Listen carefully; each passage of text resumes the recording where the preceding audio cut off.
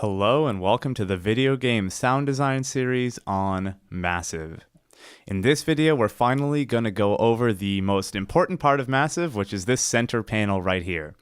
This is where all the power in Massive really comes from. So without further ado, let's get started. Now, there's a lot going on in here, and what I want to make sure you know is that I'm not going to go super in depth into every single thing and expect you to remember it. The point of these basics videos is to make sure that when we start making sounds, you know what's going on. But as we start using things like these tabs here or these envelopes or LFOs or any other parameter in Massive, I'm going to re-explain what I'm doing just so it sticks. But I'm not going to go over everything right now so that when I start creating stuff, when we start making sounds together, I'm going to make sure that you know what's happening in depth as we use it so that when we're making something, it sticks better other than just spouting information to you, hoping that it sticks. So let's start in this oscillator tab on the far left over here in the center panel. So this oscillator tab allows us to basically control the global settings of our oscillators or sound sources. Over here on the left, we have a glide knob, so this determines how long it takes from one note to glide or slide up to the other. We have pitch bend settings, so this determines how high or how low our pitch bend will go when we play with our pitch bend wheel. So we can make it go up or down 2 semitones, or we can go super crazy and make it go up 24 semitones or 2 octaves when we crank that pitch bend wheel up. We also have vibrato we can play with and depth of that vibrato. And again, we're going to go more into oscillator phases and all that sort of stuff as we actually use it.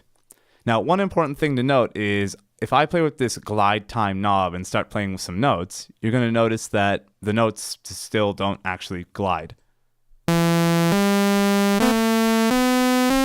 They just go from one to the other like you'd normally expect.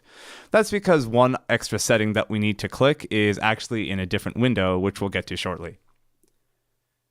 Next up is the keyboard tracking oscillator window and the keyboard tracking filter windows. Now, these are relatively straightforward, but they're pretty powerful. Now, you can see that we have this kind of line graph over here, and I just switched this to linear, and I'll explain what this is in a second.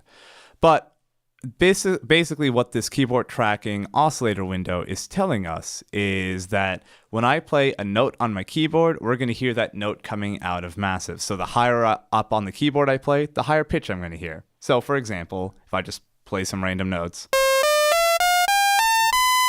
the notes get higher and higher as I go on higher and higher keys, exactly like you'd expect. But if I go over here on the right and click on one of these user buttons, you can see I can play with this graph as much as I want. So I can make it so that the notes that I'm playing on my keyboard actually aren't the notes that are coming out of Massive. So I can make it so that if I play all the way down here, the notes don't scale linearly. They just kind of scale in my own custom weird way. So I'll just play and make this a little lower for you so it doesn't destroy your ears, and then play some random notes for you. I'll go up a little.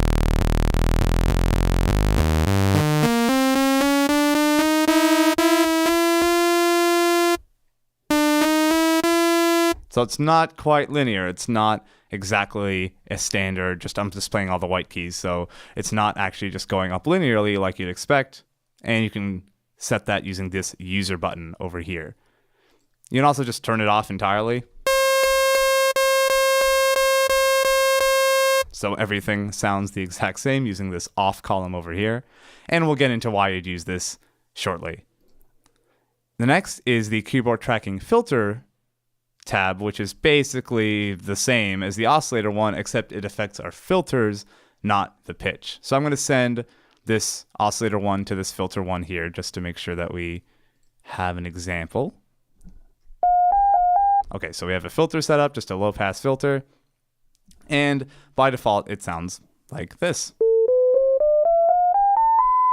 But we can make it so that depending on what pitch we're playing, this filter will open up.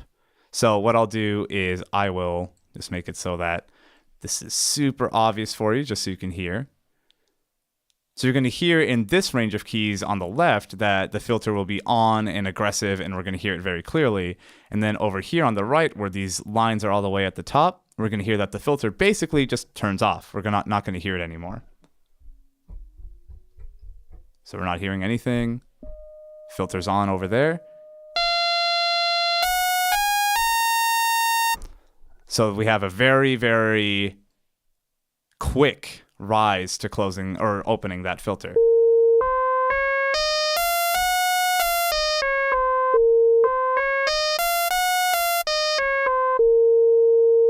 You can imagine this can get pretty powerful. You can have multiple sets of different lines that you can use if you want, but we'll get into that more later. Now, this voicing tab is pretty powerful as well. This allows us to determine how many sounds we can hear out of Massive at once, or how many voices. So in this case, I could play 64 notes on this keyboard right now and would hear all of them together. And you can see how many voices are being played at once in this voices area at the top center here. So if I play 3 notes, you're going to see it said 3 voices. And we're still using our weird keyboard tracking filter, so that's why the filtering's all weird. Now over here we have polyphon, monophon, and mono rotate buttons. And what these determine is, are we allowing Massive to play multiple notes at once, such as a chord?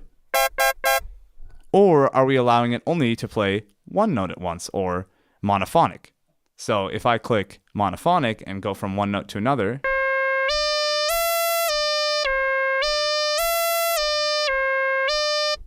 we can only hear one note at a time.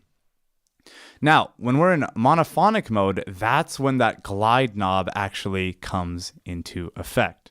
So I'm going to turn this keyboard, this silly keyboard filtering stuff we have here, back to normal. Let's just double click it and put it there. Great. So I'm going to play with this time knob here, this glide time knob. And now what you're going to hear while we're in monophonic mode is that we're going to get glide from note to note.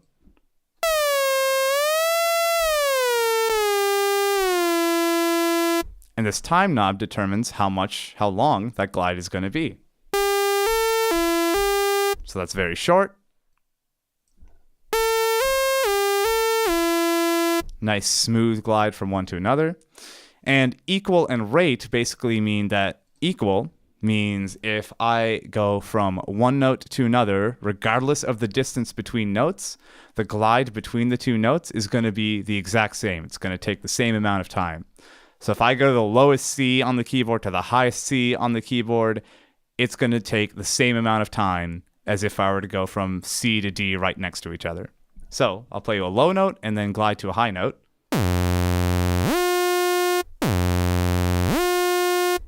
Now I'm going to go to 2 notes that are very close to each other. It takes the same amount of time to glide from one to another. Rate, though, means that if I play a low note and then go to a high note, it's going to take longer than if I were to play 2 notes right next to each other.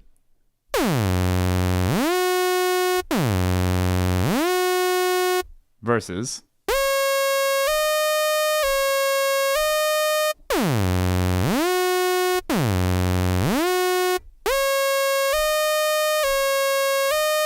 so the 2 notes that are very close to each other sound much, much quicker when they're gliding from one to another, versus the ones that are further apart actually makes it so that the glide takes longer, which can make a really cool effect, especially for sound design. Mono rotate basically means that instead of just cutting off the last note like a monophonic instrument would, it very subtly, very quickly fades out the previous note, so you don't get any clicking. Sometimes you want the click, sometimes you want that aggressive sound, sometimes you don't. And we'll get more into that later. We'll get more into trigger and all that sort of good stuff later as well. One thing I want to point out is unisono. Basically, this means how many of the same thing Massive is going to play at once. So if I hit, let's say 7, if I play just a C, just one note, you're going to hear 7 of those notes at the exact same time. So it's a thicker, fuller sound. Versus just one.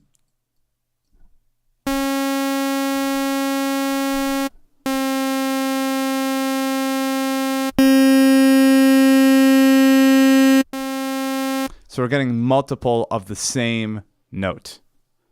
Now, the point of this is actually to, 1, thicken the sound, and 2, to use this unisono spread section on the right here. Now, what this allows us to do is basically modulate all of these other unisons we're getting at the same time. So if I go to, let's say, 8, so we're going to get 8 notes per note. Every single time I play a key, we're going to get 8 of the same sound. But what I can do is make it so using this pitch cutoff section, I'm going to turn that on, I can just turn this slider up just a little bit and make it so that all of these 8 different sounds are out of pitch with each other. So they're out of tune with one another a little. Versus if I turn it off. So you get a much thicker sound. You can already hear that this can start to sound pretty 80s synthy. So I love this pitch cutoff section, even using just subtle uses of it. Wavetable position will modulate the wavetable position of each individual unison. So if I turn this up, I'll just play around with this so you can hear.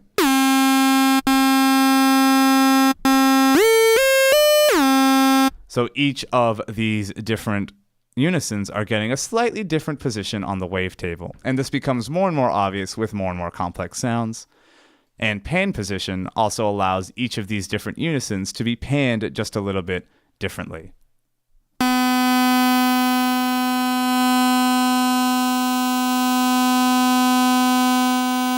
So you can make it so that some of the notes are playing in the right and some are in the left.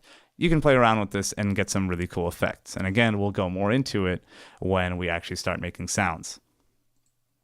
Routing is the signal flow of sound in Massive. So where does the sound from all of these oscillators go?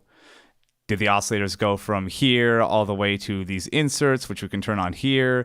Or do the inserts come on over here? Do we get feedback here? Basically, we can determine where things happen in this signal flow.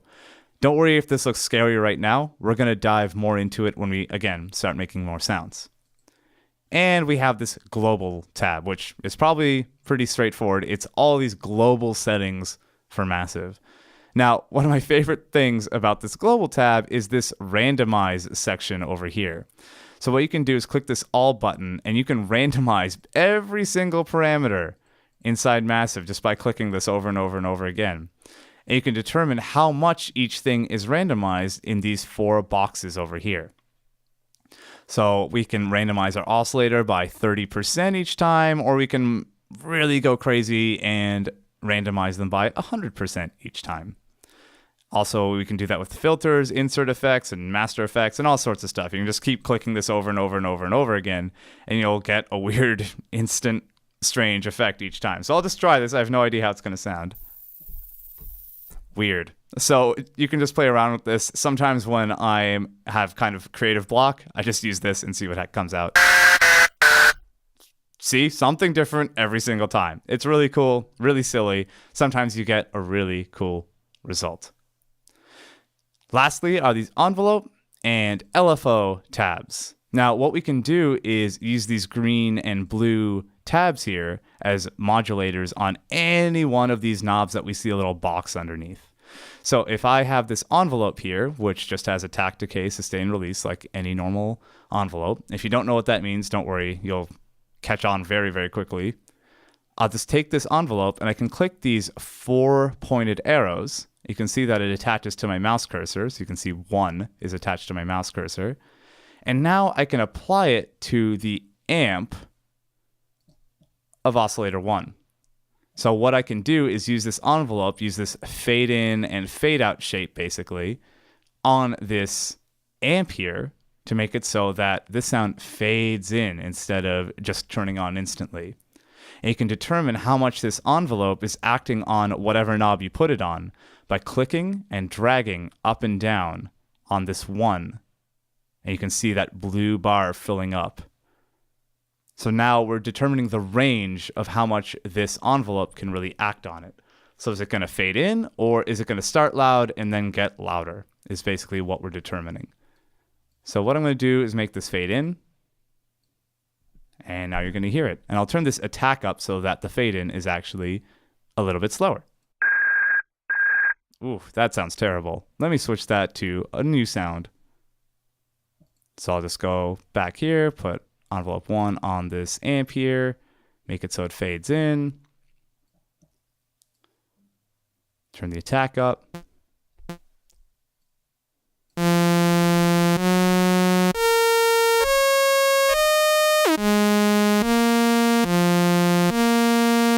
So now the range of volume is going from the start of this blue line to the end of this blue line.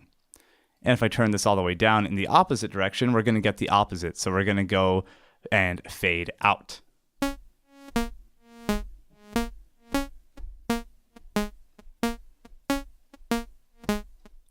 Which can also yield a very cool effect. Now you can also do this with low frequency oscillators. So what low frequency oscillators allow us to do is add inaudible audio, basically, to our knobs here, or to any single thing that we're using. So we're using frequencies outside of our hearing range to modulate frequencies within our hearing range.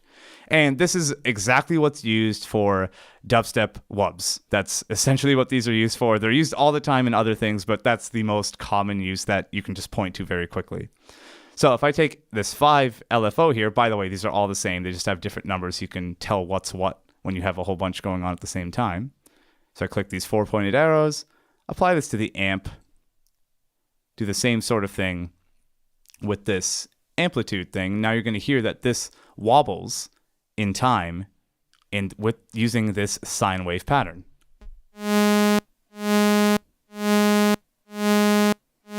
You can determine how fast that goes using this right knob.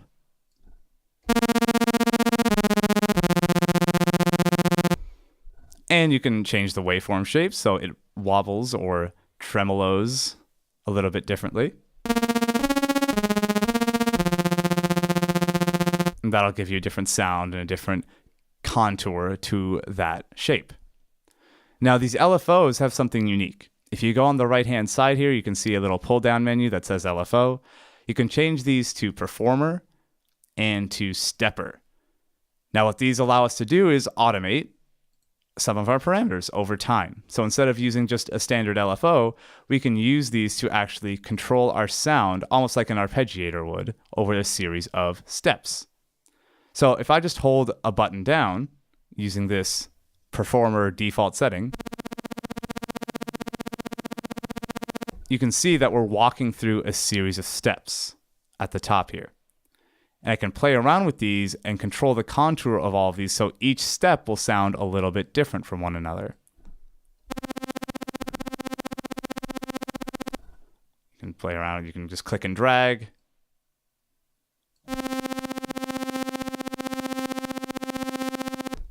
And lastly, what we have is the stepper tool, which you can see in the top right here. It's the third option in this pull down menu of the LFO center menu.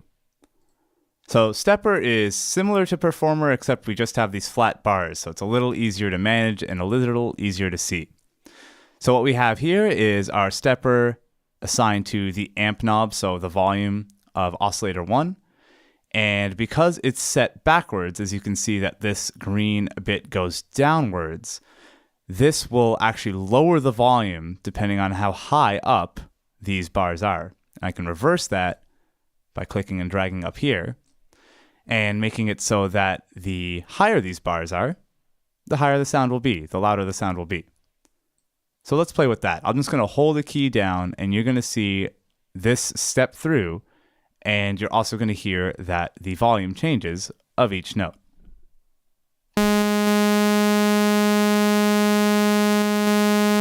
Play with it a little more to make it a little more obvious.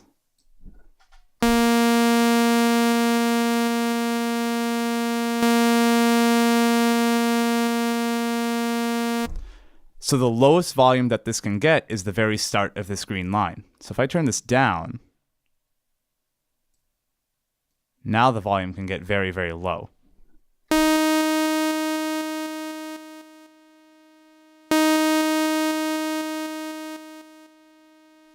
So that's what the stepper allows us to do. It allows us to control a parameter over time, step by step. So that's it for this video. In the next video, we're finally going to start making some video game sound design, and we're going to go over everything again as we start making some sounds. So thanks so much for watching. If you like this video, of course, sign up for my newsletter.